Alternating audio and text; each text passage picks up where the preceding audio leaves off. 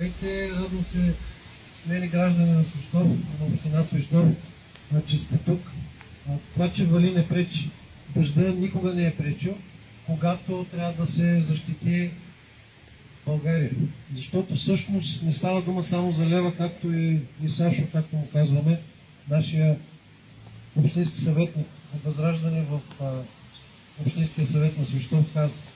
Никак не става дума само за Лева в тази борба. Става дума за България и наистина, така както в цялата страна Възраждане провеждаме кампания в момента, че това е последната битка за България. Не трябва да допускаме още един елемент на нашия суверенитет да бъде потъпкан. Всички аргументи на противниците на Лева и на България не са състоятелни и не са съществени.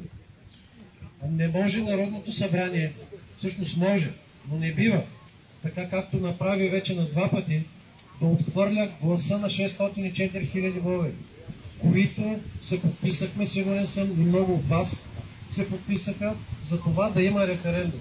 За това българите да бъдат питани дали желаят евро, точно така, дали желаят лев. Ето това е една от депляните, които използвахме през мразовитата зима на 2023 година, когато от януари до март събрахме тези 604 000 подписа. И веднага след това Народното събрание какво направи? В нарушение на закона за референдумите, да го кажем накратко, за прякото участие на гражданите в живота, отхвърли тогава, през пролета на 2023 година, това законно право на българите да бъдат питани.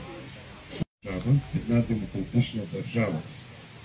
За смелостта, която показаха за борбата за запазване на българския лев, защото лева не е само парична единица, но това е нашия символ, нашата идентичност, че сме българи. Именно ние с